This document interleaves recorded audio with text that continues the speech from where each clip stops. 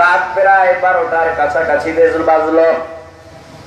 ডেকে বলেন, হুজুর, নাম শুনি অনেক, দেখা হয় নাই, তবে হুজুর আপনার কাছে আমার অনুরোধ, আমি যেই গুনাহ করেছি, পাপ করেছি, আল্লাহ যদি আমাকে মাফ না করে আমার জাহান্নাম ছাড়া উপায় নাই।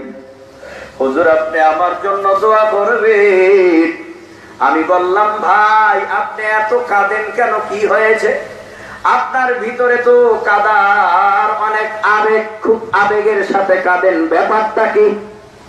বলে, হুজুর আমার টাকার অভাব নাই, আমার বাড়ি গাড়ির অভাব নাই, গুলশানে কোটি কোটি কোটি কোটি টাকার মালিক আমি। হুজুর আমি দিন বুঝতাম না, আমি কোরআন বুঝতাম না, হাদিস বুঝতাম না।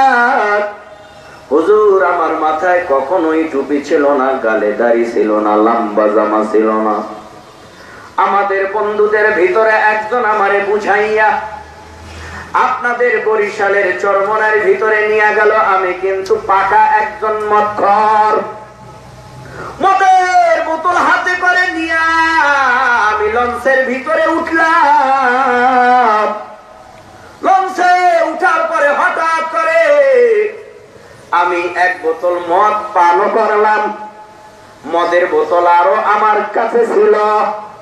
হঠাৎ করে আমি চরমনায় ময়দানে নামার পরে আমি জিকিরের আওয়াজ পাই। যেই জিকিরের আওয়াজ জীবনে আমি কোনোদিন শুনি নাই রে হুজুর। এমন জিকিরের আওয়াজ আসে, যারা চরমনার ময়দানে গেছেন মনে হয় যেন দুনিয়ার ভেতরে আর চাইতে ভালো কোনো জায়গা নাই। এত সুন্দর জিকিরের আওয়াজ ওই ময়দানে করা হয়। ভাইরা আমার, প্রথম উদ্বোধনী বয়ান শুনলাম, মাগরিবের পরে বয়ান শুনলাম, ফজরের পরে বয়ান শুনলাম। বয়ান শোনার পর আমি হঠাৎ করে চিন্তায় পড়ে গেলাম, আমি জীবনে যা করলাম সবই তো ভুল। আমি অন্যায় অপরাধ কম করি নাই। মালিককে ডাক দিয়া বলে, হে মালিক, তোমার কাছে আবদার জানাই যে পাপ করেছি ক্ষমা করবানি। এইভাবে আমি গালের ভিতরে দাড়ি নিয়া, টুপি মাথায় নিয়া বাড়িতে গেলাম। আমার উপরে মহাবিপদ। আমার বিবি হলেন বর্তমান জামানার ডিজিটাল বিবি। ডিজিটাল বিবি বোঝেন? পার্ক ছাড়া ভালো লাগে না, সিনেমা ছাড়া ভালো লাগে না। আসেনি এমন বিবি? ভাইরা আমার, এই জন্য ডেকে ডেকে বলতেছে, হুজুর বড় পরীক্ষা, একটা বছর পার হয়ে গেল, আমার সাথে বিবির সাথে সাক্ষাৎই নেই। বলে, তুমি যদি দাড়ি না কাটো, লম্বা জামা না গার থেকে নামাও, আমি তোমার ঘরেই থাকবো না, আমি প্রয়োজনে তোমাকে ডিভোর্স নামা দিয়ে দিব। তারপর আমি দিশাহারা হই নাই, খবর ভাই নেই। কেন? বলে, আমাকে যেই আল্লাহ হেদায়াত দিয়েছে সেই আল্লাহ তো এখনো আছে, আমার বিবিকেও সেই আল্লাহ এখন হেদায়াত দিতে পারে।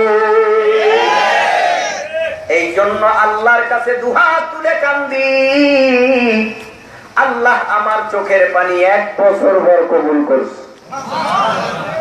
সকালবেলা জিকির করে, মুরাকাবা মুশাহাদার সবক আদায় করে, যায় নামাজে বসা।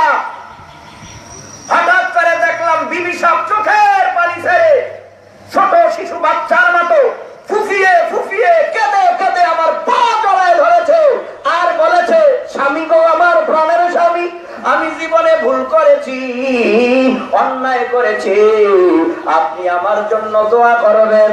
আমি ওয়াদা